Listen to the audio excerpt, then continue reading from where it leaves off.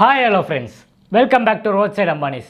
எல்லாம் தமிழக வெற்றி கழக தொடர்களுக்கும் பொதுமக்களுக்கு அனைவருக்கும் வணக்கத்தை தெரிவிச்சுக்கிறேன். ரொம்ப நாளாக அரசியல் பற்றியே பேசிகிட்டு இருக்கோம். அரசியல் நிகழ்வுகள், நம்ம தமிழக வெற்றி கழகத்தோட முன்னெடுப்பு என்னென்ன இருக்குது, மாநாடு, அப்படி பேக் டு பேக் அரசியல் பேச்சாகவே நம்மளுக்கு போயிட்டுருக்கு. ஸோ நடுவில் ஜனநாயகத்தை பற்றி பேசுவோமே. ஆனால் ஆரம்ப காலத்தில் நம்ம எல்லாமே படத்தை பற்றி பேசியிருந்தோம். தலைவரோட படங்கள், அவரோட படம் ரிலீஸ் டேட்டை பற்றி, ஃபஸ்ட் லுக்கை பற்றி, ட்ரைலரை பற்றி இவ்வளோ பேசிட்டு சடனாக நம்மளோட சேஞ்ச் ஓவர் நீங்கள் பார்த்துருப்பீங்க. நிறைய மக்கள் பிரச்சனைகள், மக்கள் நிகழ்வுலாம் நிறைய பேச ஆரம்பித்தோம். அரசியலும் நம்ம நிறைய கற்றுக்கிட்டோம். இவ்வளோ விஷயங்கள் தமிழ்நாட்டில் நடக்குதா, இதெல்லாம் நமக்கு தெரியாமல் போயிருந்தது. ஸோ நம்ம தளபதி வந்தனால இவ்வளோ விஷயத்தில் நம்ம இன்வால்வ் ஆகிருக்கோமேன் போது ஒரு விதத்தில் சந்தோஷமாகவும் இருக்குது. ஸோ தலைவரோட லாஸ்ட் படம் ஜனநாயகம், ஸோ அதோட நிறைய ரூமர்ஸ் போயிட்டுருக்கு. ஆடியோ லான்ச் அங்கே நடக்குது, இங்கே நடக்குது, அவ்வளோலாம் பேச்சுக்கள்லாம் நிறைய அடிப்படுது. ஸோ நான் இந்த வீடியோ பண்ண காரணம் என்னென்னா, ரீசெண்டாக ஒரு வீடியோ கிளிப்பிங் ஒன்று பார்த்தேன். அதில் பார்க்கும்போது தப்பான விஷயங்களை நிறைய பேசியிருந்தாங்க, நிறைய வியூஸும் போயிருந்தது. ஸோ அதை வச்சு பார்க்கும்போது மக்கள் மத்தியில் நிறைய கொண்டு போய் சேர்த்துருக்காங்க. ஸோ அது உண்மை இல்லை, என்ன நடக்குதுன்ற தெரியப்படுத்துவோம் தான். ஸோ வாங்க வீடியோக்குள்ளே போகலாம்.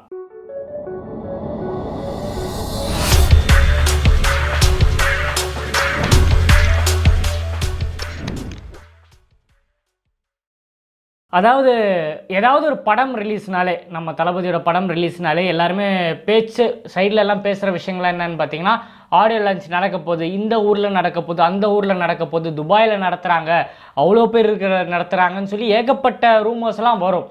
ஸோ ஜனநாயகம் தலைவரோட கடைசி படம் உங்கள் எல்லாருக்குமே தெரியும். இதுக்கப்புறம் அவர் படம் நடிக்க மாட்டேன்னு சொல்லிட்டாரு.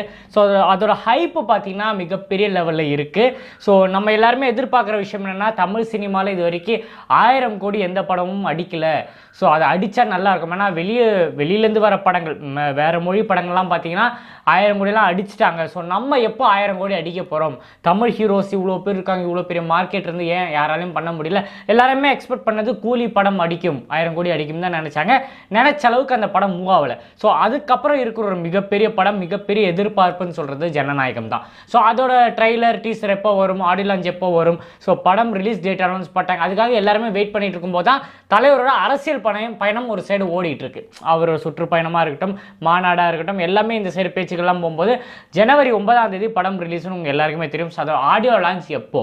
இப்போ அதிகமாக யூடியூபர்ஸ் எல்லாருமே பேசுகிற விஷயம் அதான். ஆடியோ லான்ச் பார்த்தீங்கன்னா கோயம்புத்தூரில் நடத்த போகிறாங்க, இல்லை திருச்சியில் நடத்த போகிறாங்க, இல்லை ஹைதராபாத். ரீசெண்டாக ஒரு வீடியோ கிளிப்பிங் பார்த்தேன், பெங்களூரில் நடக்க போகுது. ஸோ கிட்டத்தட்ட பார்த்தீங்கன்னா 10,000 15,000 அதோட டிக்கெட் விற்க போகிறாங்க. ஒரு சைடு ஒரு தரப்பு என்ன சொல்கிறாங்க, இல்லை துபாயில் நடத்த போகிறாங்க. விஜய் அவர்கள் பார்த்தீங்கன்னா ரொம்ப நாள் பிளான் துபாயில் நடத்தணும்ட்டு. ஸோ இவ்வளோ பேச்சுக்கெல்லாம் போயிட்டு இருக்குது. ஸோ உண்மையில என்ன விஷயம் நடக்குதுன்னு தெரியுமா?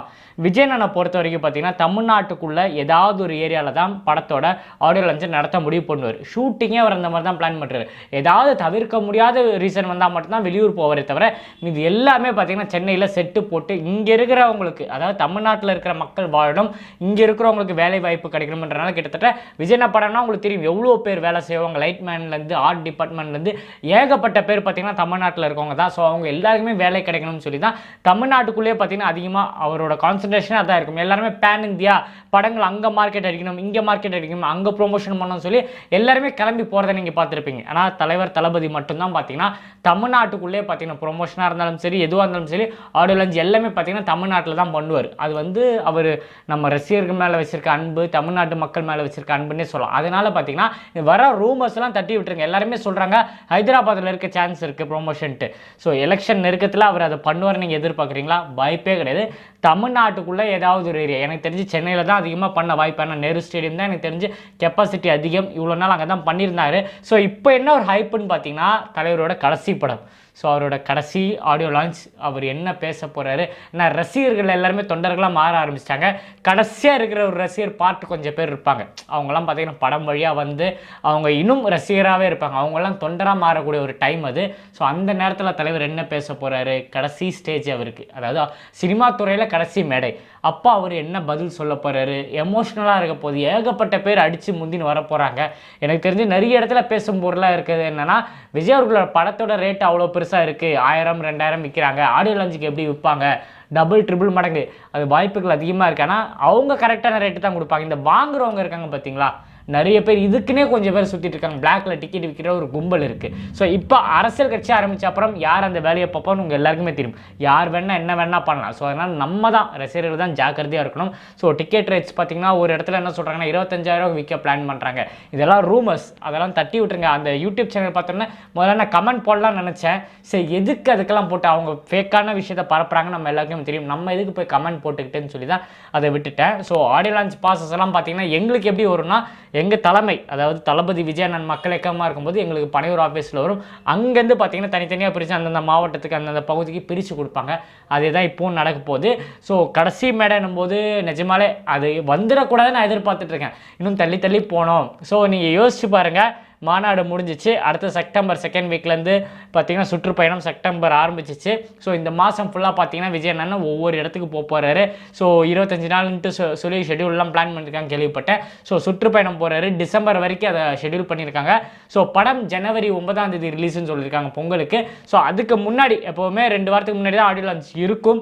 So trailer, audio launch. So அப்போ ஹைப்பு யோசிச்சு பாருங்கள். சுற்றுப்பயணம் முடிக்கும்போது மக்கள் மத்தியில் விஜய் அண்ணன், தலைவர் தளபதி விஜய் அண்ணன்ற ஒரு பேர் எந்த அளவுக்கு போய் ரீச் ஆக போகுது, தமிழக வெற்றி கழகம் எந்த அளவுக்கு போய் ரீச் ஆக போகுதுன்னு யோசிச்சு பாருங்கள். ஸோ அதை முடிஞ்சு ஒரு ஆடியோ லான்ச் வரும்போது அதோட ஹைப் எப்படி இருக்கும் இமேஜின் பண்ணி பாருங்கள். ஸோ அதை தான் நான் எதிர்பார்க்குறேன். அந்த ஹைப்பு ஒரு ட்ரிபிள் மடங்குக்கு மேலே இருக்கும் கண்டிப்பாக. ஏன்னா சும்மாவே விஜயனோட ஆடியோ லான்ச்னா ஹைப் பயங்கரமாக இருக்கும். ஸோ இப்போ அரசியல் பயணமும் இவ்வளோ விஷயங்கள்லாம் தாண்டி வரும்போது அதோட ஹைப்பு மிகப்பெரிய லெவலில் இருக்கும். ஸோ அது எங்கே வைக்க போகிறாங்கன்னு தெரியல.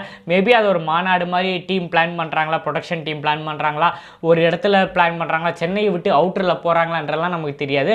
ஸோ என்னை பொறுத்த வரைக்கும் பார்த்தீங்கன்னா தமிழ்நாட்டுக்குள்ளே தான் இருக்குது. அதிக வாய்ப்பு இருக்குது. அதிக வாய்ப்பும் கிடையாது, தமிழ்நாட்டுக்குள்ளே தான் கண்டிப்பாக வைப்பார். ஸோ இந்த டைம் பார்த்தீங்கன்னா ஆடியோ லான்ச் கொஞ்சம் பெருசாக இருக்க வாய்ப்பு இருக்குது. எப்போவுமே நேரு ஸ்டேடியத்தில் பார்த்தீங்கன்னா அதுதான் சென்னையில் கொஞ்சம் பெரிய இடம். ஸோ அதை விட அதிகமாக இப்போ அரசியல் கட்சி தலைவரானனால கொஞ்சம் வைடராக பிளான் பண்ணாங்கன்னா ஏதாவது ஊர் சைட்லையோ இல்லை டெல்டா சைட்லையோ எங்கே வேணால் ஒரு பிளான் பண்ணலாம். ஸோ வெயிட் பண்ணி பார்ப்போம் எந்த அளவுக்கு இருக்க போகுதுன்ட்டு. ஸோ நீங்கள் விஜய் ஆடியோ லான்ச்சுக்கு என்ன பேச வாய்ப்புகள் இருக்குது? என்னை பொறுத்த வரைக்கும் அவரோட ஜேர்னியை பற்றி அவர் பேசுவார். நாளைய தீர்ப்புலேருந்து இது வரைக்கும் அவர் வந்த இடம், ஸோ இதுக்கப்புறம் அவர் போகிற இடம், ஸோ அவர் சந்தித்த நிறைய விஷயங்கள், அவர் ஒர்க் பண்ண டேரக்டர்ஸுக்கெல்லாம் எனக்கு தெரிஞ்சு ஒரு நன்றி சொல்லவும் வாய்ப்பு இருக்குது. நிறைய படத்தை பற்றியும் அதை பற்றி தான் பேசுவார். ஆனால் அது ஒரு சினிமா மேடைன்னும் போது அங்கே அரசியல் பெருசாக பேசாமல் கொஞ்சமாக அரசியல் பேசிட்டு ஃபுல் அண்ட் ஃபுல்லாக அவரோட சினிமா வாழ்க்கையை பற்றி பேசுவார்னு நினைக்கிறேன். ஸோ எல்லாருக்குமே நன்றி சொல்கிற ஒரு மேடையாக இருக்கும். ஸோ ரசிகர்களுக்கு அது ஒரு மூமெண்ட்டாக இருக்கும். நம்ம எல்லாருக்குமே ரொம்ப ரொம்ப பிடிச்ச விஷயம் என்ன, இப்போ அரசியல் வந்துட்டு நிறைய மேடைகளில் பார்க்குறோம். முன்னாடிலாம் பார்த்தீங்கன்னா வருஷத்தில் படம் வரும்போது பார்ப்போம், ஆடியோ லான்ச் பார்ப்போம். மற்றபடி விஜய் நான் பார்க்குற வாய்ப்புகள் அதிகமாக கிடைக்காது. அந்த ஸ்பீச் கடைசியாக அந்த 20 மணி நேரம் 20 நிமிஷம், அரை மணி நேரம், 45 நிமிஷம் அவர் என்ன பேச போகிறாருன்னு தான் மொத்த மீடியாவும் வெயிட் பண்ணிகிட்ருக்கோம். ஸோ அதே மனப்பான்மையில் தான், அதே எக்ஸ்பீரியன்ஸில் தான், அதே வெயிட்டிங்கில் தான் நான் இருக்கேன். அவர் என்ன பேச போகிறாரு, அவர் வாயிலேருந்து வர வார்த்தைகள், அது எமோஷன். சும்மாவே அவர் எமோஷனலாக நிறைய விஷயம் சொல்லுவார். ரசிகர்களோட பேசும்போது ஒரு குட்டி கதையிலையும் சரி, அவர் நண்பா நண்பின்னு கூப்பிடுவாங்க. கடைசியாக நண்பா நம்பின்னு கூப்பிட போகிறார். ஏன்னா ரசிகர்களாக அவர் அப்படி தான் கூப்பிடுவார். ஸோ எனக்கு சொல்லும் போதே அந்த எமோஷன் ரொம்ப ஃபீல் ஆகுது. ஸோ அதுக்காக என்னவா இருக்க போகுது, எப்படி இருக்க போகுதுன்றது ரொம்ப ஆர்வமாக வெயிட் பண்ணிகிட்ருக்கேன். எனக்கு தெரிஞ்ச படம் கண்டிப்பாக 1000 கோடி தொடுறதுக்கு அதிக வாய்ப்புகள் இருக்குது. ஆனால் கடைசி படம் என்னும்போது அவரோட மார்க்கெட், அவர் பண்ண போகிற விஷயங்கள், இந்த அரசியல் அவர் போகிற சுற்றுப்பயணம்லாம் இதுக்கு ப்ளஸ்ஸாக இருக்குன்றதுனால நான் திங்க் பண்ணுறேன். அது எப்படி இருக்க போகுதுன்றதை வெயிட் பண்ணி பார்ப்போம். ஸோ நீங்கள் எந்த அளவுக்கு ஜனநாயகம் படத்துக்காக வெயிட் பண்ணுறீங்க, ஆடியோ லான்ச் எப்படி இருக்க போகுது, அதோட எக்ஸ்பெக்டேஷன் எப்படி இருக்குன்றதை எல்லாமே கமெண்ட்டில் ஷேர் பண்ணுங்கள். அதுக்கப்புறம் ரீசெண்டாக ஒரு விஷயம் பார்த்துருப்பீங்க, கேரவன்லாம் பார்த்துருப்பீங்க. விஜய் நான் சுற்றுப்பயணம் போகிறதுக்காக கேரவன்லாம் ரெடியாக இருக்குது. ஸோ அதோட டீட்டெயில்ஸ் நெக்ஸ்ட் வீடியோவில் நான் பேசுகிறேன். ஸோ இந்த வீடியோ பிடிச்சிருந்தால் மறக்காமல் சப்ஸ்கிரைப் பண்ணிக்கோங்க. தமிழக வெற்றி கழகத்தை பற்றியும் தலைவர் தளபதியை பற்றியும் உயிர் உள்ளவரை பேசிக்கிட்டே இருப்பேன். இன்னும் நிறைய வீடியோவில் சந்திப்போங்க. ஸ்டார்டா டேக்கர் பாபாய். நான் உங்கள் ஏஜே. நன்றி.